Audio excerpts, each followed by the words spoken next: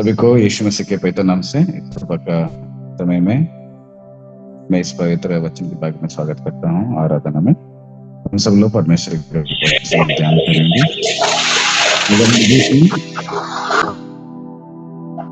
ओडिशा से पास्टर जी हैं, पास्टर पाल देवराज, और उनको हम स्वागत करेंगे।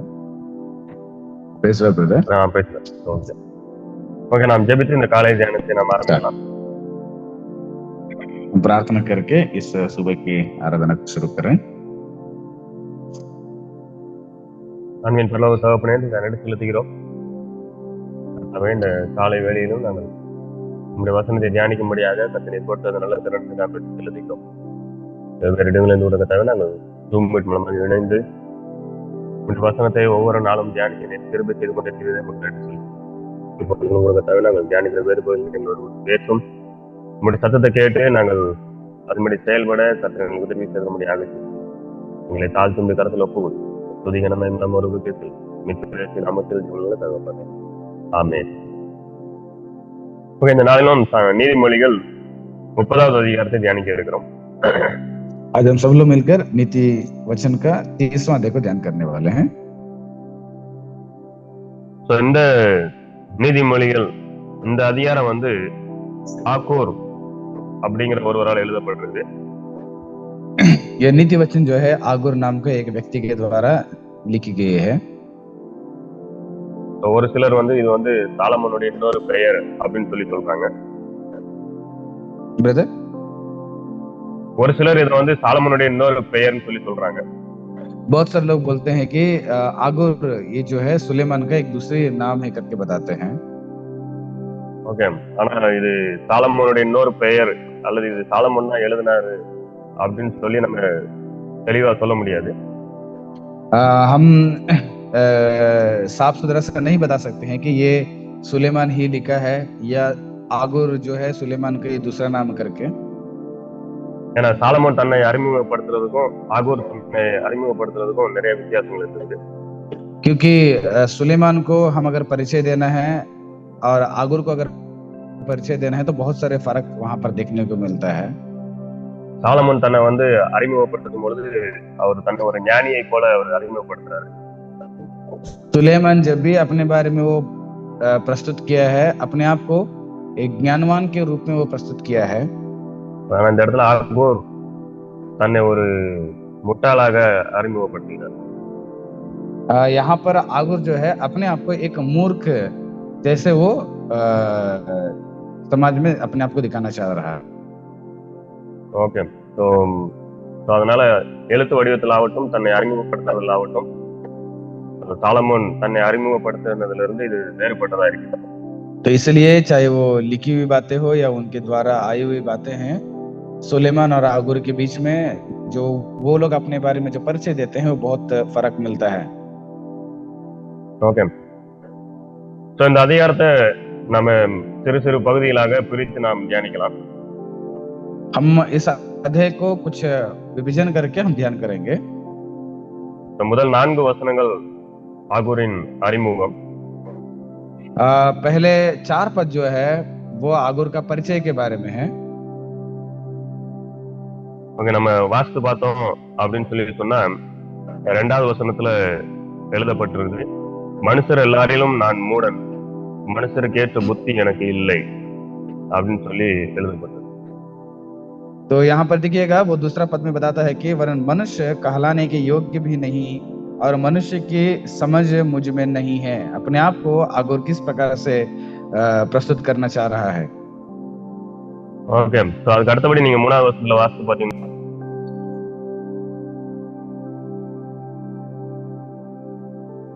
इसके बाद अगर हम तीसरा पद को पढ़ते हैं, நான் ஞானத்தை கற்கவும் இல்லை, பரிசுத்தரின் அறிவை அறிந்து கொள்ளவும் இல்லை. यहाँ पर देखिएगा, ना मैंने बुद्धि प्राप्त की है और ना परम पवित्र का ज्ञान मुझे मिला है।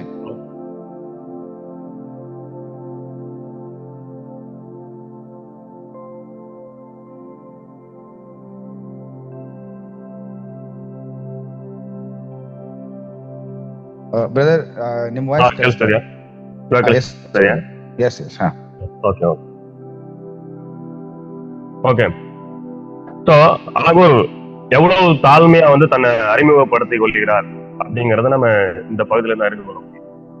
देखिएगा आगुर जो है अपने आप को कितना नम्र होकर प्रस्तुत करना चाह रहे अपने आप को। ஸோ நம்ம வந்து சாதாரணமா நம்மளை வந்து புதுசா ஒரு இடத்துக்கு போகும்பொழுது நம்மளை வந்து நம்மளை அறிமுகப்படுத்தும். अगर हम कहीं एक नए जगह में जाते हैं तो हम अपने आप को कैसे परिचय देना चाहते हैं?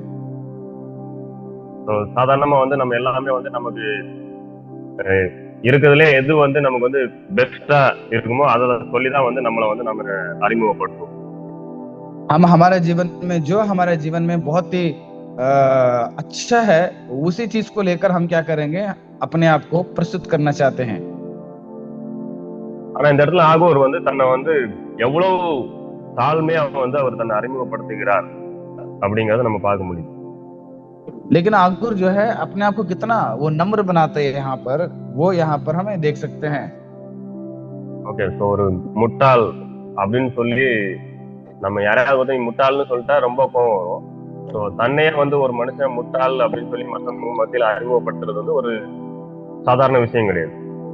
देखिएगा अगर हमें हमें अगर कोई आकर कहेगा तुम मूर्ख आदमी है तो हमको कितना गुस्सा आ जाता है, लेकिन यहाँ पर आगुर जो है अपने आप को एक मूर्ख के समान वो दर्शा रहा है. ஓகே. ஆனா அவர் இந்த இடத்துல தன்னை ஏன் வந்து ஒரு முட்டாளா வந்து அவர் அறிமுகப்படுத்துகிறார் அப்படின்னு சொல்லி நம்ம பார்த்தோம் அப்படின்னு சொன்னா 4 வசந்த வார்த்தை நம்ம புரிந்து கொள்ளலாம். देखिएगा अगर हम देखते हैं कि अपने आप को वो क्यों ऐसा मूर्ख बना रहा है, हम कुछ वचनों के द्वारा उसके बारे में जान सकते हैं. ஓகே. 4வது வசனம் வாசித்து பார்த்தோம்னு சொன்னா அந்த இடத்துல வந்து அவர் ஆண்டவரையும் அவருடைய கிரியைகளின் குறித்து வந்து அவர் இந்த இடத்துல எழுதுறாரு. क्योंकि 4था पद में देखिएगा परमेश्वर और परमेश्वर के कार्यों के बारे में जिक्र करता है. நீங்க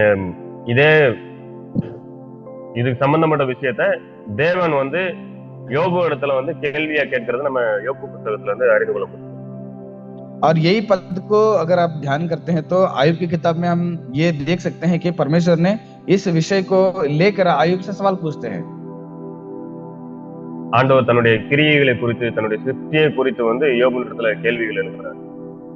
परमेश्वर ने अपने कार्य और अपने सृष्टि के बारे में आयुब का सवाल पूछते हैं. யோபு இடத்துல எந்த பதிலுமே வந்து இருக்குது. लेकिन आयुब के द्वारा कोई प्रकार का जवाब नहीं मिलता है. ஸோ அதே போலதான் நம்முடைய வாழ்க்கையிலும் கூட இந்த ஆண்டவருடைய ஞானம் நம்முடைய மனித மூளைக்கு வந்து அப்பாற்பட்டது. அதை நம்ம முற்றிலுமா வந்து புரிந்து கொள்ள கூடாத ஒரு காரியம். ठीक उसी प्रकार परमेश्वर का जो ज्ञान है मनुष्य को समझने में वो असंभव है, वो हमारा बस की बात नहीं है. ஓகே. ஸோ நம்ம வந்து இந்த ஆண்டுடைய கிரியைகள் கூட நம்முடைய ஞானத்தை நம்ம எந்த சூழலில் வந்து ஒப்பிட முடியாது. इसलिए परमेश्वर का कार्य जो है हमारे ज्ञान से हम कभी भी प्रस्तुत नहीं कर सकते हैं. ஓகே. ஸோ நம்ம எப்பொழுதும் நம்ம தேவனுடைய சமூகத்திலே நம்மை தாழ்த்துகிறவர்களாக நாம் இருக்க வேண்டும். इसलिए हम हमेशा परमेश्वर के सम्मुख में अपने आप को झुकाकर नम्र बनाना जरूरत है. அதுக்கப்புறம் 5-6 வசனத்தை நம்ம வாசித்து பார்த்தோம்னு சொன்னா அந்த இடத்துல ஆண்டவருடைய வசனத்தை குறித்ததான அறிவுரை வந்து கொடுக்கப்பட்டது. और 5 और 6वां पद को पढ़ते हैं तो ये दूसरा विवरण ये परमेश्वर का वचनों के बारे में कुछ ज्ञान हमें देना चाहती है. तो இந்த இடத்துல என்ன சொல்லப்படுதுன்னா ஆண்டவருடைய வசனத்தை குறித்து தேவனுடைய வசனங்கள் எல்லாம் புடமிடப்பட்டவை. तो यहाँ पर बताया गया है कि परमेश्वर के एक एक वचन तया हुआ है. ஓகே. ஸோ அதனுடைய அர்த்தம் வந்து நிரூபிக்கப்பட்டது, அதாவது பரீட்சைக்கு உட்படுத்தப்பட்டது. यहाँ पर देखिएगा इसका मतलब ये है कि ये परीक्षा में जीती हुई जैसे वो दिखता है, यानी कि एक बात बोलना है तो ये अंतिम निर्णय में शुद्ध बनकर है. ஓகே. ஸோ ஆண்டவருடைய வசனங்கள் எல்லாமே வந்து நிரூபிக்கப்பட்ட ஒண்ணு, அதை நம்ம சந்தேகிக்க வேண்டிய அவசியம் இல்லை. क्योंकि परमेश्वर का हर बातें जो है वो साबित किया हुआ एक वचन है, उसमें कोई प्रकार का संदेह नहीं है. तो அந்த வசனத்தை நாம பற்றி கொள்ளும் பொழுது அது நமக்கு ஒரு கேடகமா வந்து இருக்கும் அப்படின்னு சொல்லி எழுதப்பட்டது. क्योंकि वो वचन को जब हम हमारे जीवन में पकड़े रहेंगे वो हमारे लिए वो ढाल बनकर रहेगा. ஸோ அப்படின்னா அது நமக்கு வந்து பாதுகாப்பா இருக்கும் அப்படிங்கறத நம்ம வந்து அறிந்து கொள்வோம். उसका मतलब ये है कि वो हमें सुरक्षा करती है। ஓகே, ஸோ ஆண்டுடைய வசனம் நமக்கு வந்து பாதுகாவலா இருக்கிறது அப்படிங்கறத நம்ம அறிந்து கொள்வோம். परमेश्वर का वचन जो है वो हमारा सुरक्षा करने वाला है, इसको हमें समझने जरूरत है। ஸோ இந்த ஆண்டுடைய வசனத்துல நம்ம தேவைக்காக வேண்டி எதையும் சேர்க்கக்கூடாது, இதை நமக்கு பிடிக்கலங்கிறதுக்காக வேண்டி எதையும் எடுக்கக்கூடாது. तो ये ध्यान में कभी भी हमें ये समझने रखना पड़ेगा, ये मुझे पसंद है, ये मुझे नापसंद है करके कभी भी हम एक एक वचन पर हम निर्णय नहीं ले सकते हैं। ஸோ வெளிப்படுத்தல இதை குறித்து ரொம்ப தெளிவாக எழுதப்பட்டது. क्योंकि प्रकाशित वाक्य में इसके बारे में बहुत ही अच्छे से विश्लेषण बताया गया है। அதுக்கப்புறம் நீங்க வாசிச்சீங்கன்னு சொன்னா 7ல இருந்து 9 வசனங்கள் வரைக்கும் இந்த ஆகூரனுடைய ஜெபத்தை குறித்து நம்ம பார்க்கிறோம். तो इसके बाद हम 7वां पद से लेकर 9 पद को पढ़ते हैं, तो वहां पर आगुर का प्रार्थना के बारे में जिक्र किया गया है। So, அவருடைய ஜெபத்துல ரெண்டு காரியங்களை வந்து அவர் முன்வைக்கிறாரு. उसके प्रार्थना में दो चीजें वो हमेशा आगे रखना चाहता है। So, அவர் வந்து எனக்கு வந்து நிறைய கொடுக்காதையும் இல்ல என்ன வந்து தரித்திரனாவும் ஆக்காதையும் அப்படின்னு சொல்லி ஆண்டவர் முன்னாடி அவர் வைக்கிறாரு. परमेश्वर के सामने बोलता है कि परमेश्वर मुझे ज्यादा भी मत देना और मुझे उतना कंगाल भी मत रखना। So, என்னுடைய அனுதின ஆகாரத்தை வந்து எனக்கு தாரும், என்னுடைய தின தேவைகளை நீர் வந்து பூர்த்தி செய்யும் அப்படின்னு சொல்லி அவர் ஜெபிக்கிறார். और वह प्रार्थना करता है, प्रभु हर दिन का जो रोटी है मुझे दे देना, मुझे कितना जरूरत है उतना आप मुझे प्राप्त करते रहना। So, அவருடைய ஜெபத்துல இருந்து நம்ம அறிந்து கொள்ள முடியும் அவர் வந்து எவ்வளவு திருப்தியான ஒரு வாழ்க்கையை வந்து வாழ்ந்திருக்காரு. देखिएगा, प्रार्थना से हमें पता चलता है कि वह अपने जीवन में कितना तृप्ति से अपने जीवन को बिता रहा होगा। ஓகே, நிறைய நேரங்கள்ல நம்ம வந்து ஜெபத்துல கேட்கிற காரியங்கள் மூலமாவே நம்ம அறிந்து கொள்ள முடியும் நம்ம வந்து ஒரு திருப்தியான வாழ்க்கையை வாழ்ந்து கொண்டிருக்கோமா இல்லையா அப்படிங்கிறது. हमारे प्रार्थना के द्वारा हमें बहुत बार हमें पता चलेगा कि हम एक संतुष्टि का जीवन बिता रहे हैं या कि नहीं। ஓகே, ஸோ நம்ம ஜெபங்கள்ல ஆண்டவரிடத்துல என்ன கேட்கிறோம் அப்படிங்கிறது நிச்சயமா ஒரு முக்கியமான ஒரு விஷயம். इसलिए हमारे प्रार्थना में परमेश्वर से हम क्या मांग रहे हैं वो बहुत मायने रखता है। ஸோ நாம் என்ன கேட்கிறோம் அப்படிங்கிற விஷயத்துல தெளிவா இருக்க வேண்டும். इसलिए हम क्या मांग रहे हैं उस विषय पे हमें प्रकाश होना बहुत जरूरत है। அதுக்கப்புறம் நம்ம பார்த்தோம் 10ல இருந்து 14 வசனங்கள் அருவருப்பானவர்கள். उसके बाद 10 से लेकर 14 पद तक पढ़ते हैं तो नापसंद होने वाले घृणित कार्यों को देख सकते हैं। ஓகே, ஸோ இந்த இடத்துல நீங்க வாஸ்து பார்த்தீங்க அப்படின்னு சொல்லி சொன்னீங்கன்னா ஒரு சிலரெல்லாம் வந்து இவங்கெல்லாம் வந்து அருவருப்பானவர்கள் அப்படின்னு சொல்லி சொல்லப்பட்டிருக்கு. அருவருப்பான காரியங்களை செய்கிறவர்கள். क्योंकि उन पदों को पढ़िएगा तो वहां पर हमें पता चलेगा कौन कौन से काम करने से उन कामों के उन काम घृणित ठहराया जाता है, तो हम देख सकते हैं। மற்றவர்களை குறித்து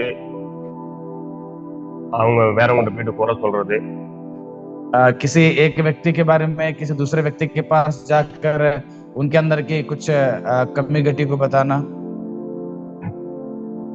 तो நிச்சயமாக இது வந்து ஒரு அருவருப்பான ஒரு காரியம். सच में वो जो है वो घृणित ठहरने वाली बात है। அதுக்கப்புறம் அம்மா அப்பாவை மதிக்காத பிள்ளைகள், கீழ்ப்படியாத பிள்ளைகள் நிச்சயமாக அருவருப்பானவர்கள். और माँ बाप के बात को ना सुनने वाले अनाज्ञाकारी जो है वो परमेश्वर के सम्मुख में वो एक घृणित कार्य है। அதுக்கப்புறம் 13வது வசனம் நீங்க பாத்தீங்கன்னு சொன்னா பெருமையானவர்கள், பெருமையான கண்களை கொண்டவர்கள் அப்படின்னு சொல்லி எழுதப்பட்டிருக்கு. और 13 पद को पढ़ते हैं तो एक अहंकार की जो आंखें है वह पर घृणित ठहरने वाला बात है। அதுக்கப்புறம் 14வது வசனத்துல பாத்தீங்கன்னு சொன்னா எளிமையானவர்களை ஒடுக்குகிறவர்கள். उसके बाद 14 पद को पढ़ते हैं तो बहुत दीन लोगों को ज्यादा काम करवाना, मेहनत करवाना, वो भी घृणित ठहरने वाला काम है। तो அருவருப்பான காரியங்களை விசுவாசிகளை நாம வந்து செய்யக்கூடாது அப்படிங்கறத நம்ம எப்பொழுதும் நினைவில் கொள்ள வேண்டும். हमारे मन में हमेशा ये पता होना चाहिए विश्वासी होने वाले हम लोग एक घृणित ठहरने वाले कामों को नहीं करने चाहिए। இப்போ 15வது வசனத்துல இருந்து நம்ம தொடர்ந்து வாசித்தோம்னு சொன்னா ஒரு 4 காரியங்களா வந்து அவர் வந்து எழுதியிருக்கிறத நம்ம வாசிக்க முடியும். और 15 पद से लेकर और आगे अगर हम पढ़ते हैं तो और भी कुछ महत्वपूर्ण बातों को यहाँ पर बताया गया है. ஓகே, ஸோ அதுல வந்து அவர் 4 நாளா வந்து அவர் கிளாசிஃபை பண்றதை நம்ம பார்க்க முடியும். क्योंकि हर दिन को वो क्या करते हैं यहाँ पर हिसाब किताब करने का देख सकते हैं. 4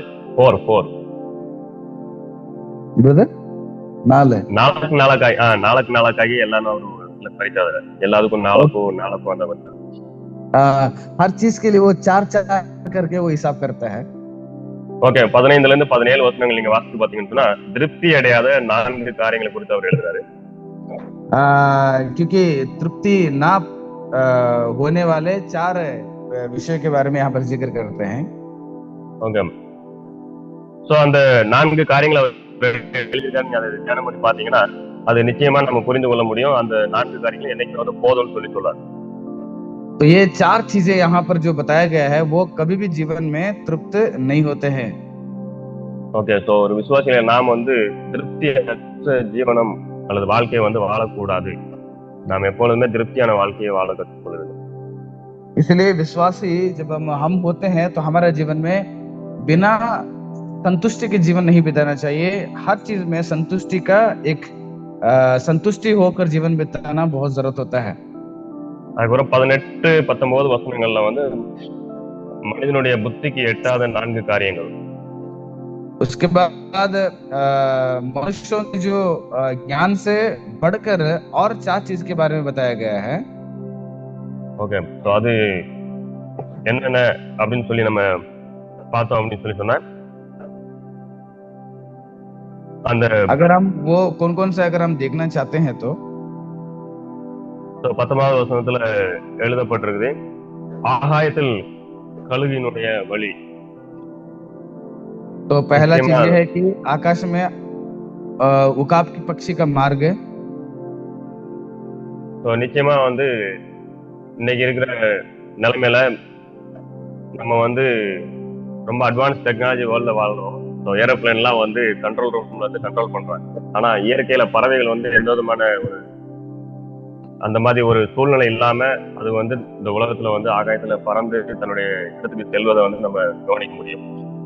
सच में आज इतना विज्ञान बढ़ा हुआ है कि आसमान में उड़ने वाले जो हवाई जहाज है उसके मार्गों को पता कर लेता है, लेकिन जो उकाब उड़ता है आज उसके मार्गों को पता करने के लिए कोई प्रकार का बढ़ा हुआ नहीं है. वो आज तक असंभव है. ஓகே, சோ அந்த செயல்பாடுகள் ஆண்டவர் அவர்களுக்கு கொடுத்திருக்கிற அந்த காரியங்கள் வந்து நம்முடைய புத்திக்கு எட்டாத ஒரு காரியம். इसलिए ये जो कार्य है वो हमारा समझ से परे है. ஓகே, சோ அதே மாதிரி தான் வந்து அதுல 4வதா ஒண்ணு எழுதப்பட்டிருக்கு, ஒரு கன்னியை தேடிய மனுஷனுடைய வழியும் அப்படிதான் இருக்குது அப்படிங்கிறது. तो ठीक उसी प्रकार चौथा विषय ये है वहां पर कन्या के संग पुरुष की चाल. ஓகே, சோ அதுவும் அநேக மனிதர்களுக்கு புரியாத ஒரு காரியம்.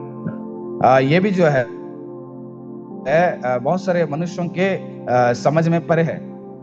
ஓகே, சோ 20வது வசனம் ஒரு விபச்சார ஸ்திரீனுடைய வழி எப்படி இருக்கும் அப்படின்னு சொல்லி எழுதப்பட்டிருக்கு. और उसके बाद एक व्यभिचारिणी स्त्री का मार्ग कैसे रहता है उसके बारे में बताया गया है. தான் ஒன்றுமே செய்யாத மாதிரி அவருடைய செயல்பாடுகள் இருக்கும் அப்படிங்கறத எழுதப்பட்டிருக்கு. क्योंकि उसका चाल चलन ऐसे रहेगा कि वो कुछ किया ही नहीं है. அதுக்கு அடுத்தபடி நீங்க வாசித்து பாத்தீங்கன்னா 21ல இருந்து 23வது வசனம் வரைக்கும் பூமி தாங்கக்கூடாத 4 காரியங்கள். उसके बाद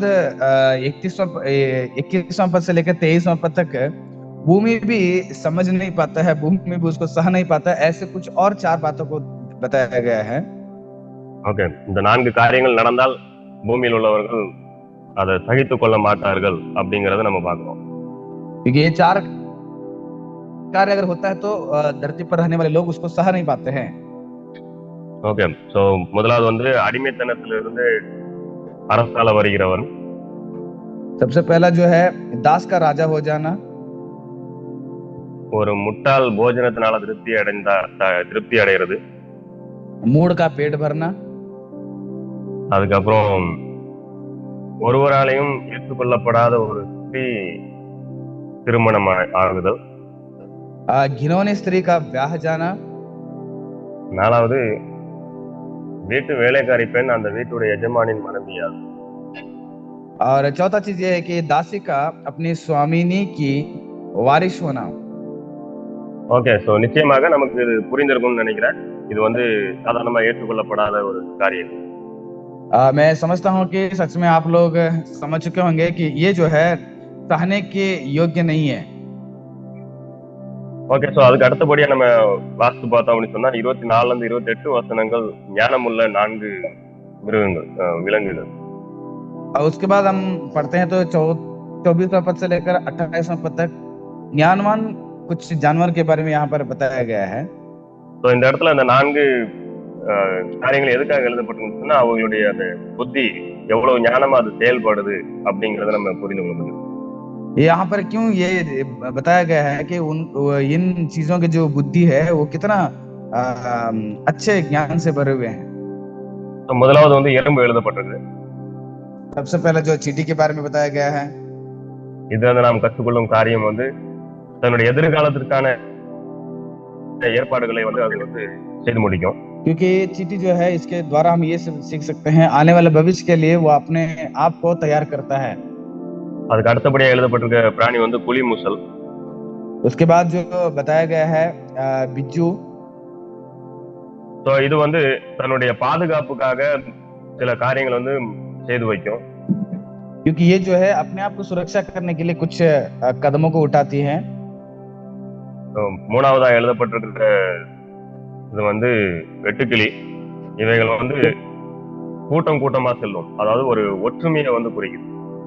तो उसके बाद जो टिड्डी के बारे में अगर बताना है तो ये एक झुंड के हिसाब से जाता है, एक एकता के बारे में इसके द्वारा हम समझ सकते हैं।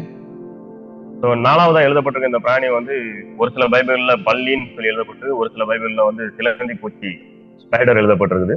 तो ரெண்டுல எதுனாலும் ஓகே। क्योंकि चौथा चीज ये है कि छिपकली कुछ बाइबल की भाषाओं में क्या बोलते हैं उसको, स्पाइडर को जो स्पाइडर समझ गए घरों में रहता है उसके बारे में बताया गया है। तो இந்த இது ஸ்பைடர் அல்லது பல்லி வந்து பெரிய பெரிய அரண்மனைலாம் வந்து இருக்கும்। चाहे वो छिपकली हो या चाहे वो जो स्पाइडर हम बोलते हैं वो बड़े बड़े बंगलों में रहती है। அதாவது ஒரு சாதாரண மனிதன் உட்காரக்கூடாத இடத்துல வந்து இந்த ஒரு சின்ன ஜந்து வந்து என்ன செய்யும், அது வந்து அதனுடைய பிரசன்ஸ் அது அந்த இடத்துல இருக்கும்। क्योंकि ये साधारण मनुष्य उस जगह में नहीं पहुंच पाता है, वैसे जगह में ये दो जंतु जो है वो वहां पर पहुंच सकते हैं। तो அதாவது ஒரு பெரிய பெரிய மீட்டிங்ஸ் அட்டெண்ட் பண்ற ஒரு சூழ்நிலை அதுங்களுக்கு இருக்குது। क्योंकि बड़े बड़े सभाओं में प्रस्तुत होने का जो संभावना हमें भी है। ओके, तो இதெல்லாம் வந்து அந்த ஆகூர் வந்து எழுதுறாரு। यही चीज को आगोर ने यहाँ पर जिक्र करता है। அதுக்கு அடுத்தபடி நம்ம வாஸ்து பார்த்தோம் அப்படின்னு சொன்னா 29 இருந்து 31 வரைக்கும் வினோத நடைகள் உள்ள 4 காரியங்கள்। उसके बाद 29वां पद से लेकर 31वां पद तक हम पढ़ते हैं तो मनोरंजन के कुछ बातों को हम देख सकते हैं। ओके, तो இதுவும் நம்ம வந்து சாதாரணமா கவனிச்சிருப்போம்। ये इन्हें भी हम साधारण से जानते हैं। ஏன்னா பிராணிகளில் நடை சிங்கம் வந்து அதனுடைய நடை ரொம்ப இதா இருக்கும்। क्योंकि सिंह अगर वो चलता है तो उसका जो चलन है वो बहुत अच्छा रहेगा। तो இந்த இடத்துல ஆகூர் எழுதுறதுக்கு முக்கிய காரணம் என்னன்னு சொன்னா, இதே மாதிரி தான் ஒரு ராஜா வந்து எவ்வளவு படைபலம் உள்ளவனா இருப்பானோ அதே மாதிரி அவனுடைய நடையும் வந்து ரொம்ப பெரியவன மாதிரி அவனுடைய நடை இருக்கும் அப்படின்னு சொல்லி எழுதுகிறார்। तो इसका मतलब ये है कि एक राजा जिसका वो जो सेना जो मजबूत है वो उसका जो चाल चलन भी ये सिंह के समान ही रहता है बोल के। तो அதுக்கப்புறம் கடைசியா நம்ம பார்த்தோம் அப்படின்னா 32 33 வசனங்கள் துர்சிந்தனை உள்ளவர்கள் அமைதி காக்கவும் அப்படின்னு சொல்லி எழுதுறாரு। तो यहाँ पर 32वां पद से लेकर 33वां पद तक अगर हम पढ़ते हैं तो ब्रदर येनेंद्र துர்ச்சிந்தனை உள்ளவர்கள், அதாவது கெட்ட சிந்தனை உள்ளவர்கள் அமைதியாக இருக்கவும். जो बुरे सोच विचार रखते हैं वो शांति से ना रहने का। नहीं, அவங்க பேசக்கூடாது, அமைதியா இருக்கும். अच्छा, जो बुराई करते हैं वो बात नहीं करके वो 32 से लेकर 33वां पद में हम देख सकते हैं। ஸோ இதெல்லாம் வந்து, அதாவது அவங்க வந்து பேசுனாங்கன்னா என்ன நடக்கும் அப்படிங்கிறத 33வது வசனத்துல எழுதப்பட்டிருக்கு. तो 33वां पद में बताया गया है कि अगर दुष्ट आदमी अगर बात करता है तो वो क्या होने वाला है उसके बारे में। ஸோ நிச்சயமா அவங்களால சண்டையை மூட்டி விட்டு போயிடுவாங்க. அதனால அவங்க அப்படிப்பட்டவங்க பேசக்கூடாது அப்படின்னு சொல்லி எழுதப்பட்டிருக்கு. कि ऐसे आदमी अगर बातें करता है तो भड़क कर वो झगड़ा ही उत्पन्न होता है वहां पर। ஸோ நமக்கு தெரியும், சிலர் நம்ம பார்த்திருப்போம், அவங்க ஏதாவது பேசினாலே வந்து அந்த இடம் வந்து டிஸ்டர்ப் ஆயிடும். क्योंकि कुछ लोगों के बारे में हम देखते हैं, अगर वो कुछ बात करते हैं ऐसे बात को तो वो उस जगह में झगड़ा शुरू ही हो जाता है। ஸோ அப்படிப்பட்டவங்க பேசாம அமைதியா இருக்கணும் அப்படின்னு சொல்லி எழுதப்பட்டிருக்கு. तो ऐसे प्रकार के लोग जो है बिना बात किए हुए चुपचाप रहना बहुत अच्छा है करके बताया गया है। ஸோ இதான் நம்ம வந்து இந்த அதிகாரத்துல பார்க்கிற காரியங்கள். तो यही जो है इस अध्याय में देखने वाले कुछ बातें हैं। ஸோ நான் ஒரு சில காரியங்களை மாத்திரம் நான் நினைவுபடுத்தி முடிக்க விரும்புறேன். कुछ बातों को ही मैं फिर से याद दिलाकर मैं खत्म करना चाहता हूँ। तो முதலாவது விஷயம், நம்ம அறிமுகப்படுத்தும் பொழுது நம்மை பெருமைப்படுத்தும் விதமா அறிமுகப்படுத்துறோமா அல்லது நம்மை தாழ்த்தி நம்ம வந்து நம்மளை அறிமுகப்படுத்துறோமா? सबसे पहला, जब हम अपने आप को परिचय करते हैं, क्या हम बड़ेपन को दिखा के करते हैं या हम अपने आप को नम्र बनाकर दिखाते हैं? நம்முடைய வாழ்க்கையில நாம திருப்தி உள்ள ஒரு வாழ்க்கையை வாழ்றோமா இல்ல திருப்தியற்ற வாழ்க்கையை வாழ்ந்து கொண்டிருக்கிறோமா? हमारे जीवन में तृप्त होकर जीवन बिता रहे हैं या बिना तृप्ति से जीवन बिता रहे हैं? ஆண்டவர் நம்மளுக்கு எதிர்பார்க்கிற ஒரு காரியம், நம்ம இந்த உலகத்துல போதும் என்ற மனதுடன் வாழணும் அப்படிங்கறத ஆண்டவர் எதிர்பார்க்கிறார். परमेश्वर हमसे यही एक उम्मीद रखते हैं, जो हमारे पास है उसी में हम लोग संतुष्टि रहकर जीवन बिताना। கர்த்தர் தாமே நமக்கு உதவி செய்வாராக. நாம் போதும் என்ற மனதுடனே கூட இந்த உலகத்திலே வாழணும். परमेश्वर हम सबको मदद करें कि हम जितना हमारे पास है उसमें संतुष्टि जीवन बिताने के लिए परमेश्वर हमें ताकत दे। हम जबित இந்த தியானத்தை நிறைவு செய்வோம். हम प्रार्थना करके इस ध्यान को हम खत्म करेंगे। அன்பின் தகப்பனே, இந்த நன்றி செலுத்துகிறோம். இந்த நேரத்திலும் இந்த வசனத்தை தியானிக்க எங்களுக்கு பாராட்டினரே நன்றி. கர்த்தாவே, எங்களுடைய வாழ்க்கையிலே நீர் எங்களுக்கு உதவி செய்யும். எங்களை நாங்கள் முற்றிலுமாக தாழ்த்தி உங்களுடைய ஆழத்திலே அர்ப்பணிக்க நீர் எங்களுக்கு உதவி செய்தல் முடியாக செய்யும். கர்த்தாவே, போதும் என்ற மனதுடன் கூட நாங்கள் இந்த உலகத்திலே வாழ நீர் எங்களுக்கு இரக்கம் பாராட்டும். தேவையில்லாத காரியங்களை குறித்து நாங்கள் சிந்தித்து கவலைப்படாதபடி கர்த்தாவே, நாங்கள் எல்லாவற்றையும் உடைய சமூகத்திலே அர்ப்பணித்து வாழ எங்களுக்கு இரக்கம் பாராட்டியாக இந்த நாளில் எங்களுடைய கருத்துல போகிறோம். இந்த நாள் முழுவதும் உடைய பிரசன்னம், உங்களுடைய கரம் எங்களுக்கு வெளியேற்ற முடியாக செய்யும். நாங்கள் வெளியிலே போகும்போது வரும்போது உடைய பாதுகாவல் எங்களை தாழ்த்து உடைய கருத்துல போகிறோம். நீ பெரிய நாமத்தில் ஜெபங்களை தகப்பனே. आमीन।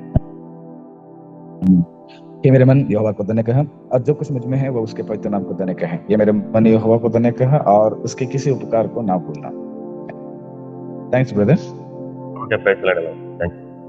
परमेश्वर आप सबके साथ बने रहें और सब लोग प्रार्थना में लगे रहिएगा। वायनाड जो केरला में एक प्लेस है, वहां पर फ्लड की वजह से बहुत सारे लोगों की समस्या है। कुछ लोग मरे हुए हैं, बहुत सारे घरे गिरे हुए हैं, 100 लोगों के लापता है। इसलिए उस वायनाड प्लेस के लिए, उधर के लोगों के लिए प्रार्थना करें। और दूसरा, फिर से हम लोग देख रहे हैं चंडीगढ़ और हिमाचल और ऐसे उस जगह में क्या बोलते हैं उत्तराखंड, इस सब जगह में बहुत सारे लैंडस्लाइडिंग, बारिश की वजह से, फ्लड की वजह से बहुत सारे समस्याएं लोगों के बीच में। तो इसलिए सभी लोग थोड़ा सा प्रार्थना में लगे रहिएगा।